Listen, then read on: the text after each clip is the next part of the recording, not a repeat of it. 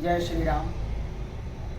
मैं दिनेश कुमार रघुवंशी और शॉर्ट में मुझे लोग DK सिंह रघुवंशी के नाम से जानते हैं। मैं कानपुर का मूल निवासी हूँ। विगत 35 वर्ष पहले मैं रायबरेली जनपद में एक ITI में सर्विस लगी तो मैं यहाँ रहने आया।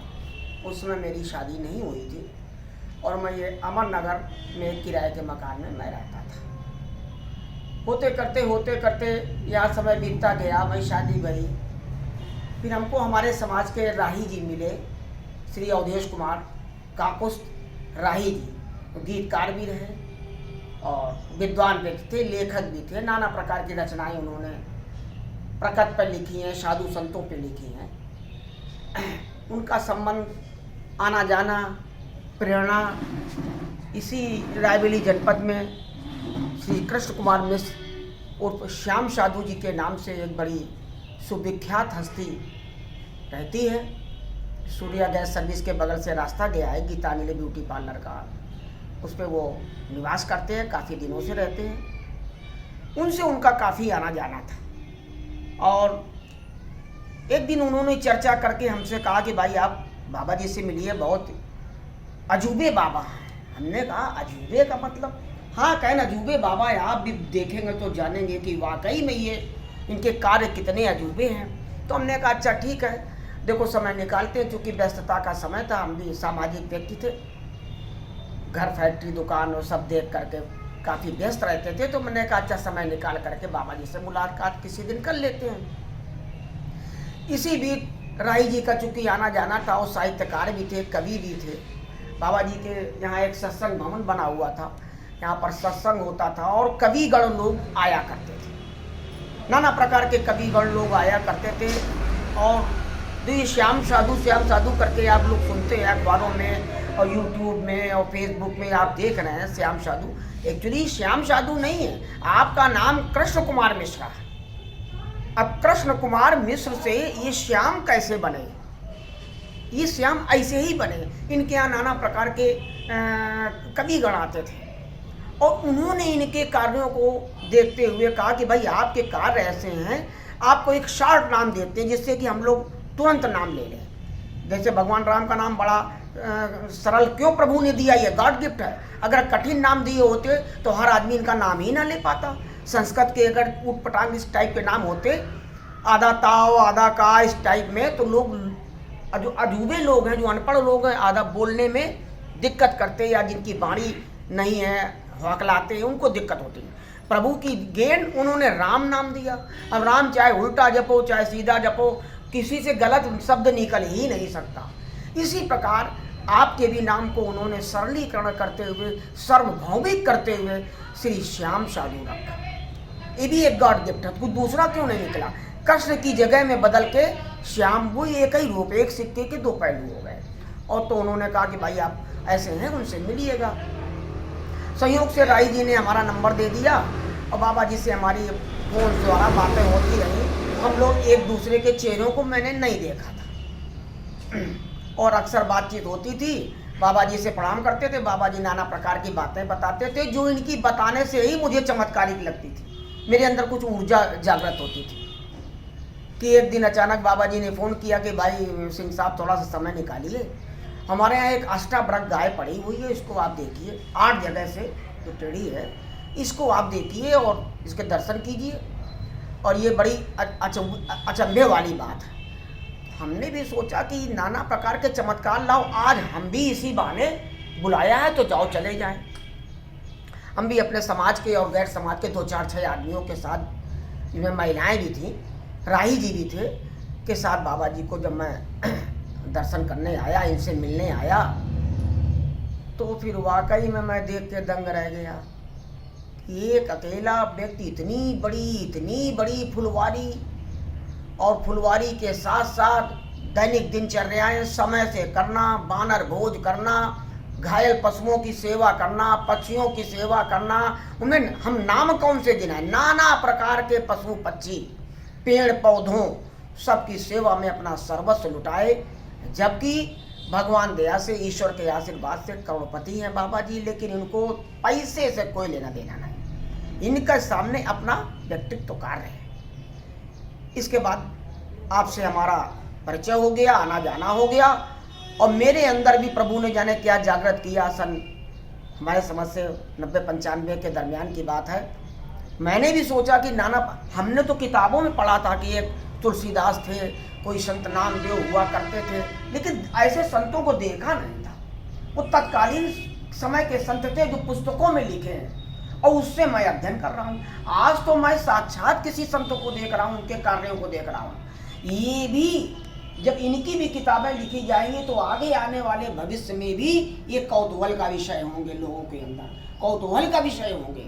जिस प्रकार से आजकल के पुराने जमाने के वो संत, आज वो उन पे पीएचडी हो रही है, इसी प्रकार आप पर भी कभी पीएचडी होगी।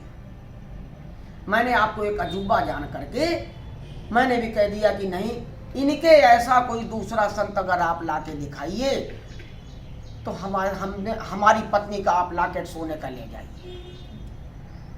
मैंने पेपरों में भी आया होगा, तत्कालीन समय के अपडेट मुझे नहीं याद है, नाना प्रकार के रायबरेली जनपद के पेपरों में भी इस चीज़ को हाईलाइट किया, लेकिन तब से आज तक ऐसा कोई व्यक्ति नहीं आया और ना मुझे कोई दूसरा व्यक्ति दिखाई पड़ा।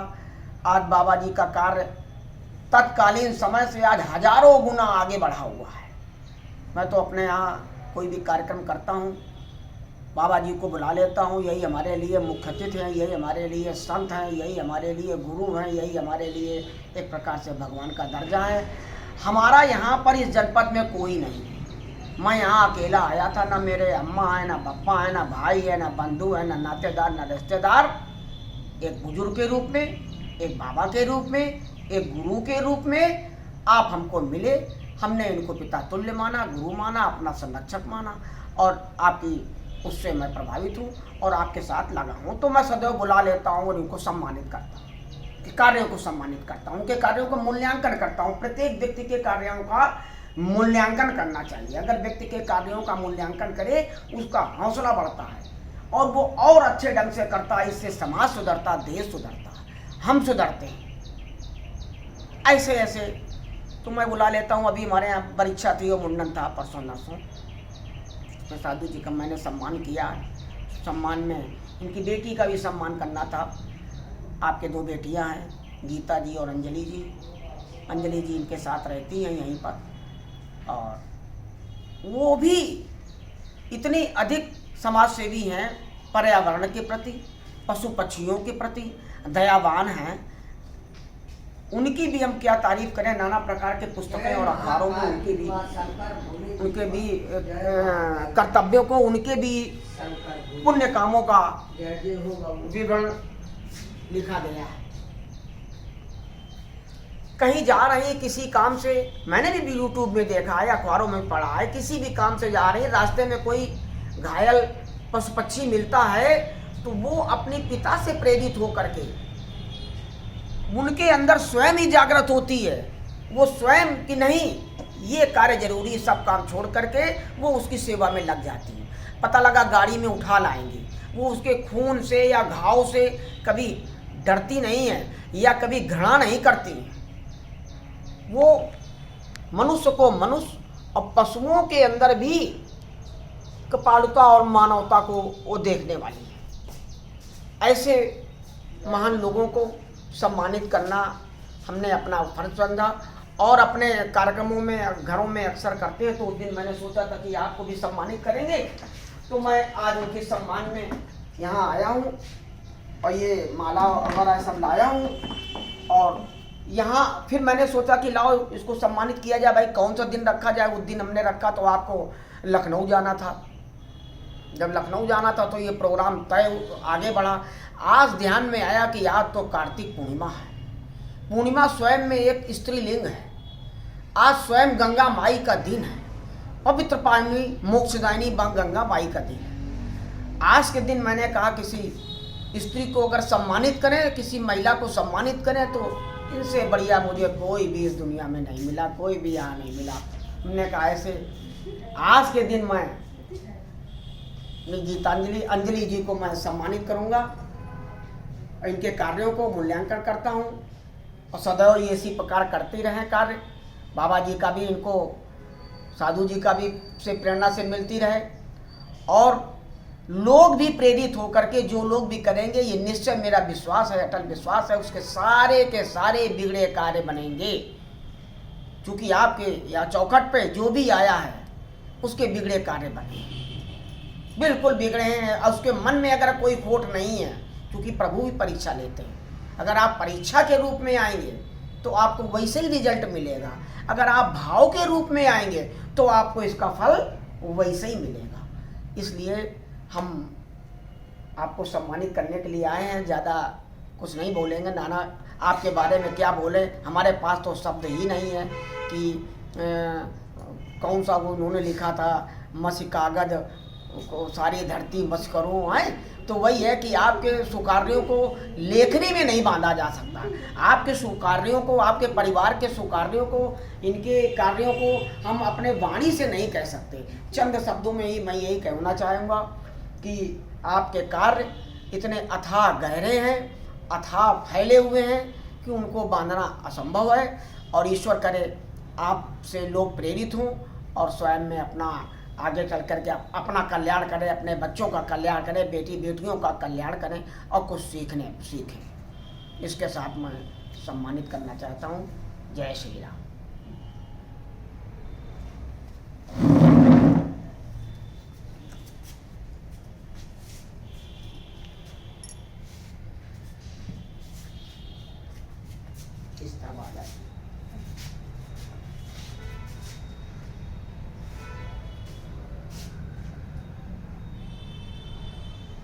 धन्यवाद आपका। नहीं, हमारा कर्तव्य होता है ऐसे महान लोगों का सम्मान करना। हम स्वयं में गौरवान्वित हो रहे हैं हमको।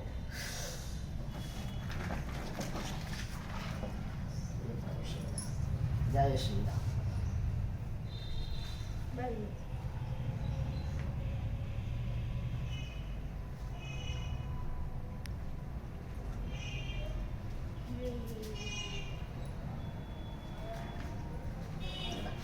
आपके यहाँ क्या प्रोग्राम था? परीक्षा थी? हमारे यहाँ परीक्षा थी, बेटे की परीक्षा थी और नाती का हमारे यहाँ उसका वो था, मुंडन था। चलिए, दोनों लोगों को बहुत बहुत आशीर्वाद हम लोगों की तरफ से। आपका आशीर्वाद फलीभूत जी है। सब इनकी कृपा रहेगी। जी। अब देखिए, अब यही ओरिजिनलिटी देख लीजिए, किनके घरों में इस प्रकार से मतलब अपंग है। दिखता भी नहीं है इनको। हाँ हाँ, हम उस दिन भी आए थे, हम देखे तो हम अचंबा रह गए, हमका बताइए। एकदम बच्चे की तरह हमारे रहते हैं। हाँ हाँ हाँ, नहीं नहीं ठीक है काट भाई। भी लेते, कभी यहाँ और काटते, क्यों कभी नहीं? नाच में काट लिया। अब तो घर में बच्चों के तरीके पल रहे हैं। अब लोग बजरंग बली को मान रहे हैं, यही तो है सीधा सीधा असली रूप, यही है। जय श्री राम।